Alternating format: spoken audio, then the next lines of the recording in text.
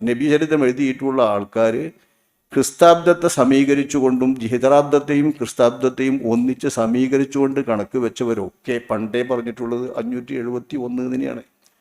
അങ്ങനെയാണ് സമസ്തൻ്റെ ബുക്കിലും മറ്റുള്ള പുസ്തകങ്ങളിലൊക്കെ ഇത് വരുന്നത്. അതെല്ലാം പേച്ചിട്ടുണ്ട്.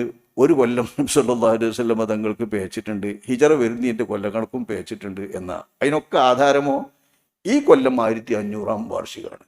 ഇത് അതാകണമെങ്കിൽ ഒരു കൊല്ലം മുമ്പ് ജനിക്കണം.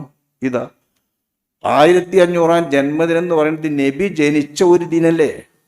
അതൊന്നാമത്തെ ജന്മദിനാണല്ലോ. ജന്മദിനം വാർഷികമല്ല. നമ്മൾ സാധാരണ ജന്മദിനം ഒരു കൊല്ലം കഴിയുമ്പോഴാണ് അതിൻ്റെ എന്താ നമ്മളിവിടെ കഴിക്കൽ? ബർത്ത്ഡേ കഴിക്കുമ്പോഴാണ് നമ്മൾ പറയാം. ബർത്ത്ഡേ വാസ്തവത്തിൽ 2ാം ദിനത്തിലാണ് കഴിക്കുക. 2ാം ജന്മദിനത്തിൽ.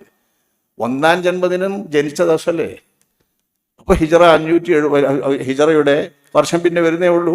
ഹിജറ പിന്നെ ഉമർ എന്ന് പറയുന്ന കാലത്ത് വരുന്നതാണ്. നബി സല്ലല്ലാഹു അലൈഹി വസല്ലം തങ്ങൾ ജനിക്കുന്നത് ക്രിസ്തബ്ദം 571. ക്രിസ്തബ്ദം അതിൻ്റെ മുമ്പുണ്ട്. നമുക്കറിയാലോ, കൊല്ലം കൊണ്ട് തന്നെ കണക്കൂട്ടാൽ 1447 ഇപ്പോൾ ഹിജറ. ക്രിസ്തബ്ദം അതിൻ്റെ മുമ്പുണ്ട്. ഹിജറബ്ദത്തിൻ്റെ മുമ്പ് ക്രിസ്തബ്ദമുണ്ട്. അത് ശരിയാണ് എന്ന് കരുതിയിട്ട് സൗരവർഷം ചന്ദ്രവർഷത്തിൻ്റെ മുമ്പുണ്ട് എന്ന് മനസ്സിലാക്കരുത്. വലിയൊരു ഭീമാബദ്ധമാണ്. ആ അബദ്ധത്തിലേക്ക് ആരും പ്രവേശിക്കുകയും ചെയ്യരുത്. ഇവിടെയൊക്കെ ആ അബദ്ധം സംഭവിക്കുന്ന ഇതുകൊണ്ടാണ്. ഈ സമീകരിച്ചുകൊണ്ട് മനസ്സിലാക്കുന്നവരൊക്കെ ഏപ്രിൽ 21 571 എന്ന് പറഞ്ഞത് മുബാറക് ഫൂരി അടക്കമുള്ള നബിചരിത്രം എഴുതിയിട്ടുള്ള റഹീഖുൽ മറ്റൊക്കെ എഴുതിയിട്ടുള്ള മുബാറക് ഫൂരി അടക്കമുള്ളവർ അദ്ദേഹത്തിൻ്റെ ഗ്രന്ഥത്തിൽ പറയുമ്പോഴും 2 വലിയ കണക്കൂട്ടിയതെന്ന് അവലംബിച്ചുകൊണ്ടാണ് അദ്ദേഹം പറയുന്നത്. അപ്പോഴും 571 ഏപ്രിൽ 21 പറയുന്നത്. ഇതുവരെയുള്ള കണക്കുകളൊക്കെ കൃത്യമാക്കിയാൽ ഈ പറയുന്ന റബീഉൽ അവ്വൽ 12 തിങ്കളാഴ്ച, നബി സല്ലല്ലാഹു അലൈഹി വസല്ലം തങ്ങൾ ജനിച്ചത് ഏപ്രിൽ 21, ക്രിസ്താബ്ദം 571 തിങ്കളാഴ്ച. അങ്ങനെ കണക്കൂട്ടിയാൽ ശരിക്കും 63 വയസ്സും കിട്ടും.